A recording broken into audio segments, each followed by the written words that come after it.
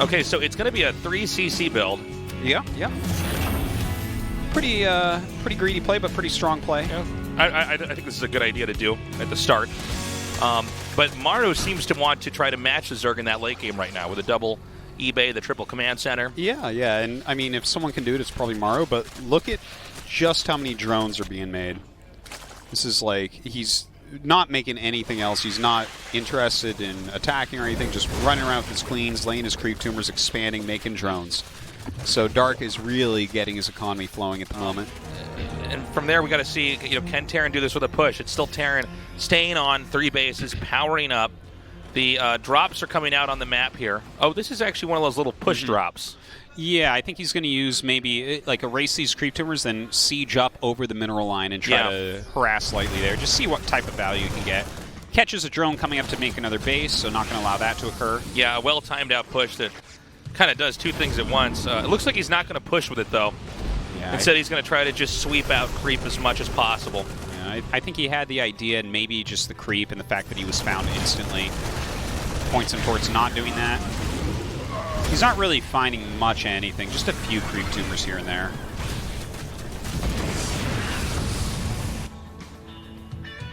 And we're not far from getting to the climax of this here. The upgrades are soon all going to be completed. Terran will have a maxed out army and need to try to have some kind of a fight. And I don't really know who's actually better in late game fights with these two, Maru or Dark. They're both incredibly competent. I think it could really either go to one or the other.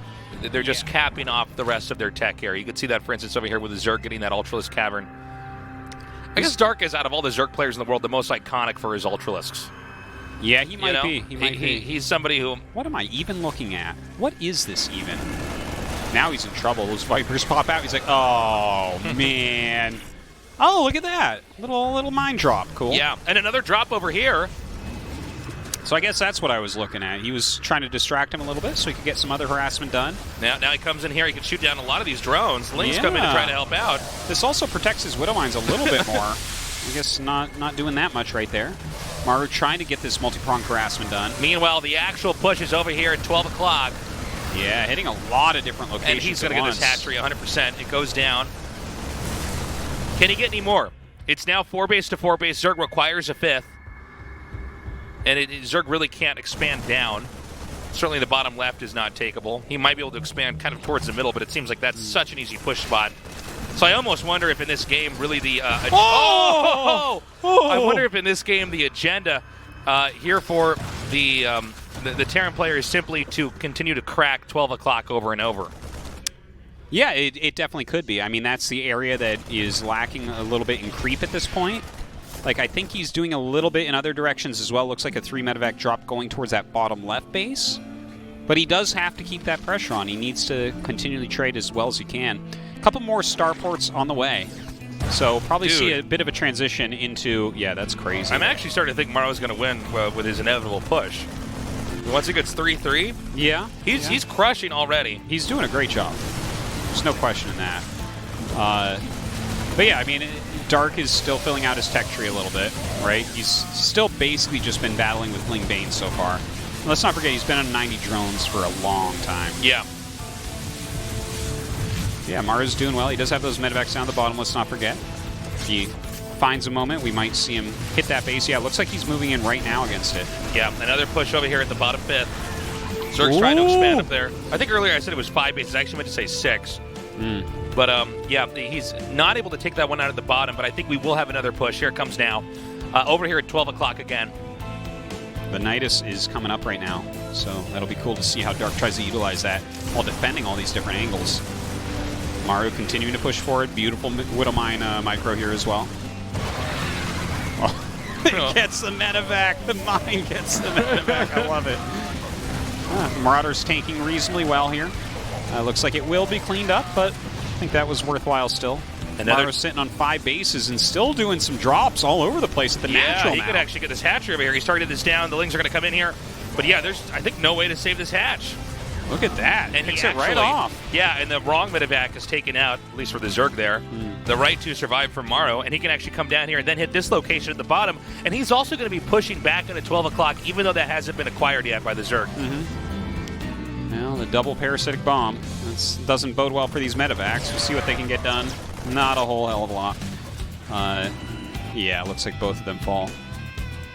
But Maru continuing to produce, getting that fusion core for his Liberator range. And 3-3 finally finish up here for Dark. So he's got Chitinous, 3-3, he's got Adrenal. I mean, his army is getting pretty darn scary. Okay, we have another big drop here in the main. Again, a lot of these Widow Mines are really doing a surprising amount of damage. Blinding Clouds coming here, the Banelings come forward, another pickup. I didn't know that Maru was going to go for this long with just multi-prong harass, you know? Well, it's something that he is really so good at. It's hard to even prepare to play against this because no one can do it quite like he can. Let's keep in mind, I know that Rogue was eliminated, guys, but Artosis was mentioning that really Rogue was committed to practicing with Maru for this matchup, and I think we're seeing why that paid off. Maru seems to have a very good handle and is really holding his own here against Dark.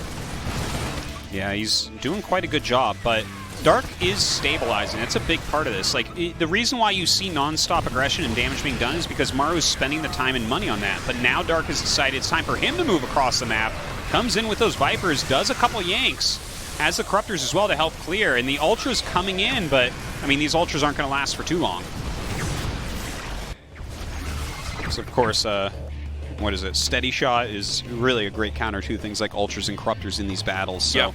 Good job there by Dark. Oh no. Okay, now this is what I was worried about. The power of Nidus, especially in late game against Terran, you know, Terran can't push as easily, and at the same time, defend. And, you know, the thing is that once Terran comes in here, if Zerg says this fight is not favored for him, Zerg just backs out the way they came in. Yeah.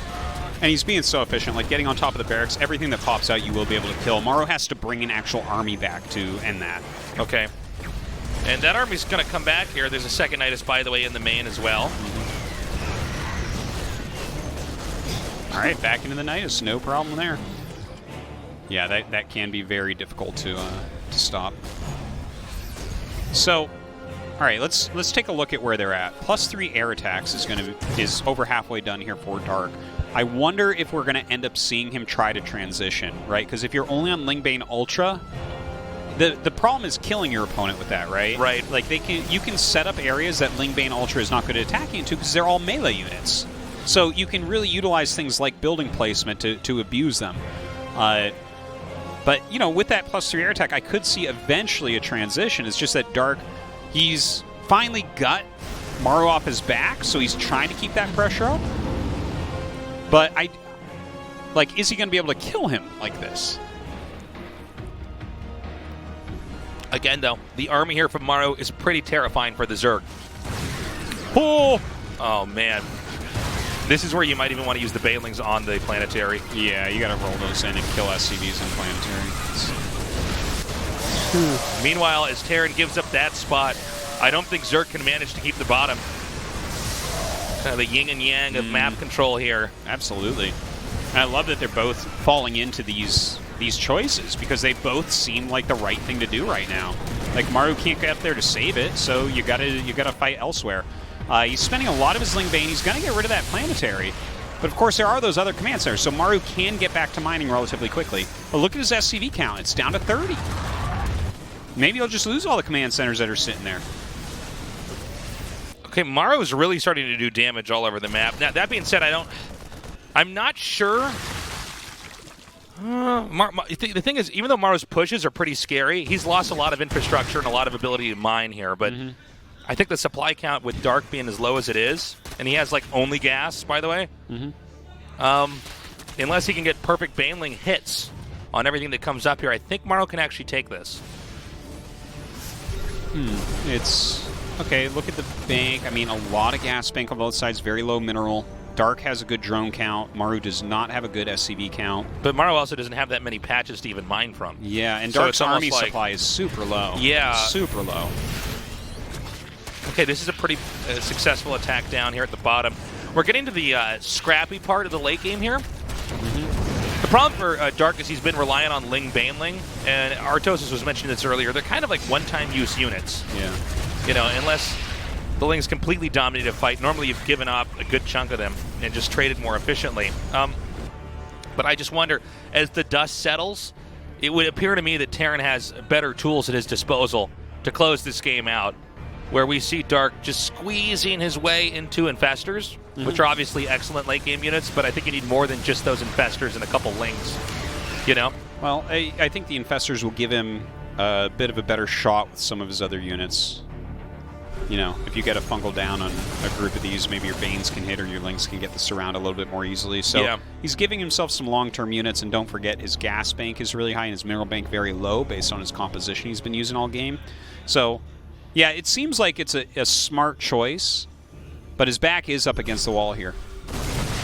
He's got to be very careful on Maru moving out. Okay, now this is going to be possibly the most important attack here of the game. You can just see the entire distance of how much Maru has here. And with Stim, the ability to kite, the possibility of Widow Mines connecting and getting a lot more damage done here. I mean, Dark has to handle this basically perfectly. Good EMP there. Yeah, the fungal does get off, though. A little bit of damage, I guess, at least. And with Terran controlling the high ground here, you can see there's two really nice angles of attack. The one we're seeing here and the one to the bottom left of the screenshot. I don't know about that. Yeah.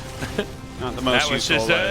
Well, Dark just doesn't have much left. He's trying to do anything he can. Loses that last Ultralisk. Remember that Maru is limping through this game economically, as is Dark, but I just think that he has enough. Those are the last of the Banelings, I believe. Yeah, that's it. Yeah, he doesn't have anything This should be GG. There it is.